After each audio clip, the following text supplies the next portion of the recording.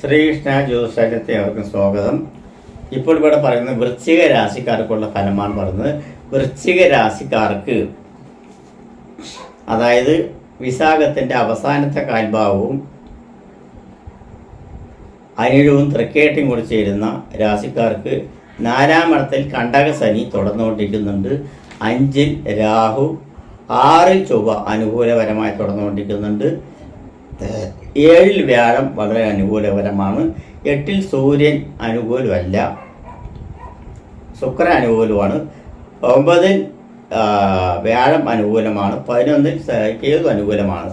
ചാരവസാൽ നോക്കുന്ന സമയത്ത് സൂര്യ ചാരവസാൽ അത്ര ക്ലിയർ അല്ല.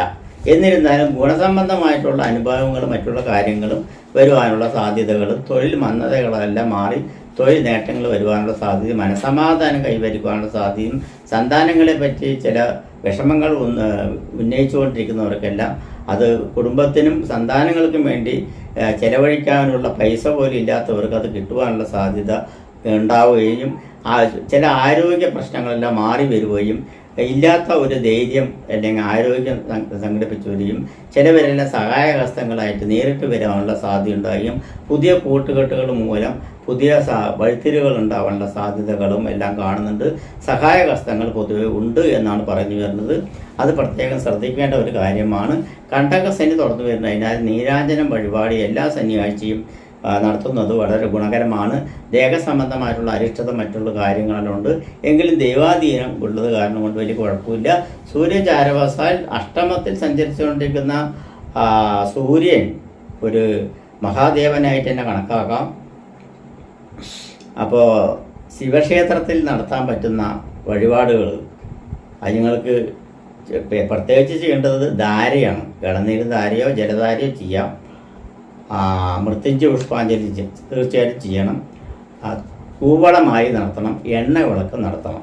ഇത് ചെയ്തു കഴിഞ്ഞ് പറഞ്ഞാൽ ആ ചാരവാസാലുള്ള സൂര്യ ചാരവാസാലുള്ള ദോഷം നീക്കിക്കഴിഞ്ഞാൽ പിന്നെ വളരെ ഗുണകരമായിട്ടുള്ള ഒരു സമയമാണ് കാണുന്നത്. അപ്പോൾ അത് എല്ലാ ആഴ്ചയും ചെയ്യണം. ഒരാഴ്ച ചെയ്തുകൊണ്ട് കാര്യമില്ല, ഒറ്റ ആഴ്ചത്തെ ഫലമേ കിട്ടുകയുള്ളൂ. അപ്പോൾ 4 ആഴ്ചയും ചെയ്തു കഴിഞ്ഞ് പറഞ്ഞാൽ ആ ദോഷവശങ്ങൾ മാറി വരും എന്നാണ് പറഞ്ഞു വരുവാനുള്ള സാധ്യതയുള്ളത്. വിദേശ സംബന്ധമായിട്ട് ജോലിക്ക് ശ്രമിക്കുന്നവർക്കെല്ലാം ഈ മാസം അത്ര തൃപ്തികരമല്ല. അടുത്ത മാസത്തേക്ക് ചിന്തിച്ചാൽ മതി എന്നാണ് പറയുന്നത്. അതുകൂടാതെ വിദേശ സംബന്ധമായിട്ട് വല്ല ജോലിക്കായിട്ട് വാഗ്ദാനം ചെയ്യാൻ വേണ്ടി അഡ്വാൻസ് തുകയായിട്ട് എന്തെങ്കിലും കൈവശം പൈസ കൈമാറുകയാണെങ്കിൽ അത് വളരെ ശ്രദ്ധിച്ച് വേറെ ആളുടെ കസ്റ്റഡിയിൽ ഇരുന്നുകൊണ്ട് വേണം ചെയ്യണമെങ്കിൽ. സേനാധിപത്യം വഹിക്കുന്നവർക്കെല്ലാം വളരെ ഗുണകരമായിട്ടുള്ള ഒരു അനുഭവങ്ങളാണ് വരുന്നത്. അവർക്ക് പ്രമോഷനും കാര്യങ്ങളും കിട്ടുവാനുള്ള സാധ്യതയുണ്ട്. വാഹന മേഖലയിൽ പ്രവർത്തിക്കുന്നവർക്കെല്ലാം ഗുണകരമായിട്ടുള്ള ഒരു അനുഭവങ്ങളുണ്ട്. മെക്കാനിക്കൽ സംബന്ധമായിട്ടുള്ള വർക്കുകൾ ചെയ്യുന്നവർക്കും IT സംബന്ധമായിട്ടുള്ളവർക്കും ഇലക്ട്രോണിക് സംബന്ധമായിട്ടുള്ളവർക്കും ഇലക്ട്രിക് സംബന്ധമായിട്ടുള്ളവർക്കും ഗുണകരമായിട്ടുള്ള ഒരു സംഭവമാണ് നടന്നുകൊണ്ടിരിക്കുന്നത്. ഗവൺമെൻറ് തലത്തിൽ ജോലി ചെയ്യുന്നവർ വളരെ ശ്രദ്ധിക്കണം. അബദ്ധവശാൽ ചിലപ്പോൾ പിടിക്കപ്പെടുവാനുള്ള സാധ്യതകളെല്ലാം ഉണ്ട്. കൈക്കൂലി മറ്റുള്ള കാര്യങ്ങളിലെല്ലാം ശ്രദ്ധ വളരെ കേന്ദ്രീകരിക്കാനുള്ള സാധ്യത ഉണ്ട് താനുമുണ്ട്. മേലധികാരികളുടെ ചീത്ത അതായത് അവരുടെ സഹാരങ്ങൾക്ക് വഴിയൊരുക്കുവാനുള്ള സാധ്യതകൾ ഇഷ്ടം പോലെ കാണുന്നുണ്ടെന്ന് പറയുന്നത്. പ്രത്യേകിച്ച് പോലീസ് മേധാവികളിൽ പെട്ടിരിക്കുന്നവരുടെ എല്ലാം വളരെ സ്ഥിതി മോശമുണ്ട്. അതുപോലെ തന്നെ മേലധികാരികളുടെ പരിഹാസത്തിന് പാത്രമായി തീരുവാനുള്ള സാധ്യതകളെല്ലാം ഉണ്ട്. ഈ പറഞ്ഞതെല്ലാം ഞാൻ പറഞ്ഞ പരിഹാരങ്ങൾ ചെയ്തു കഴിഞ്ഞ് ദോഷാധിക്യം കുറഞ്ഞു വരുവാനുള്ള സാധ്യതകളുണ്ട്. അതുപോലെ ഗവൺമെൻറ് മേഖലയിൽ പ്രവർത്തിച്ചു വരുന്ന എല്ലാ വ്യക്തികളും വളരെ സൂക്ഷിച്ച് കൈകാര്യം ചെയ്യാൻ പറ്റുള്ളൂ. അതുപോലെ ഗവൺമെൻറ് ജോലി പ്രതീക്ഷിച്ചിരിക്കുന്നവർക്കെല്ലാം നിരാശപ്പെടാനുള്ള സാധ്യതയുണ്ട്. കിട്ടില്ല എന്നല്ല, കുറച്ച് വെയിറ്റ് ചെയ്യണം. ഒരു 1-1.5 മാസം വെയിറ്റ് ചെയ്തതിന് ശേഷം വരുവാനുള്ള സാധ്യതകൾ ഉണ്ടാവുകയുള്ളൂ. വൃശ്ചിക രാശിക്കാർക്ക് ഇപ്പോൾ പെട്ടെന്ന് ഒരു വ്യാഴമാറ്റം വന്നതോടുകൂടി കുറച്ച് മാറ്റങ്ങൾ വന്നിട്ടുണ്ട്. അത് തീർച്ചയായിട്ടും ഉണ്ട് എന്ന് തന്നെ പറയാം. അതിൽ യാതൊരുവിധ മാറ്റവും ഇല്ല. പറഞ്ഞത് തന്നെയാണ്. അപ്പോൾ ഈ ചാരവസാൽ സഞ്ചരിച്ചുകൊണ്ടിരിക്കുന്ന ഗ്രഹങ്ങൾ ചലിച്ചുകൊണ്ടിരിക്കുകയാണ്. അപ്പോൾ അവരുടെ രാശിമാറ്റം ചെറിയ വ്യത്യാസങ്ങൾ വരും.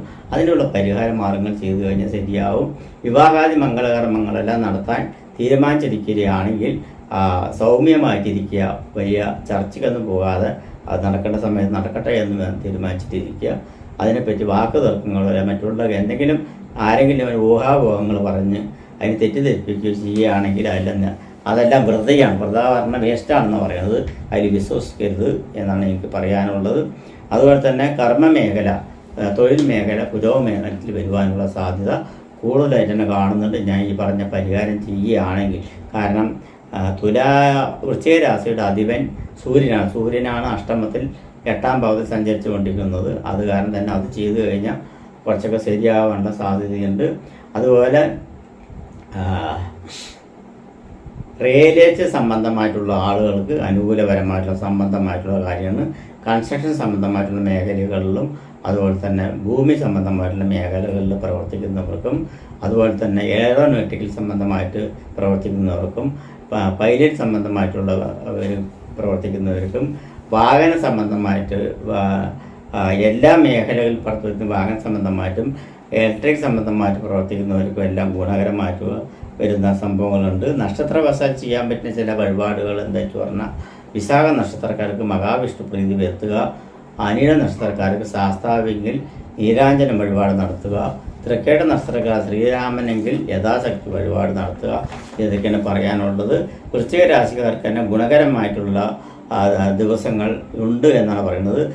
ജൂലൈ 4, 5, 6, 7, 8, 9, 10, 11, 12 തീയതി വരയ്ക്ക് വളരെ അനുകൂലപരമായിട്ടുള്ള സമയമാണ് കണ്ടുവരുന്നത്. അപ്പോൾ ആ ദിവസങ്ങൾ വളരെ ഗുണകരമായിട്ട് വരും എന്ന് തന്നെയാണ് പറയാനുള്ളത്. അപ്പോൾ വളരെ ഗുണകരമായിട്ടുള്ളതുണ്ട്. വൃശ്ചിക രാശിക്കാർക്ക് വിഷമപ്പെടേണ്ട ആവശ്യമില്ല.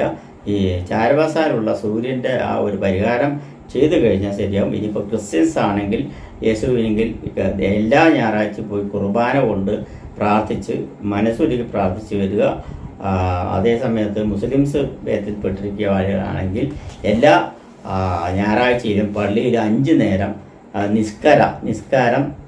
നിസ്കരിക്കുക എന്നുള്ളതാണ് പറയുന്നത്.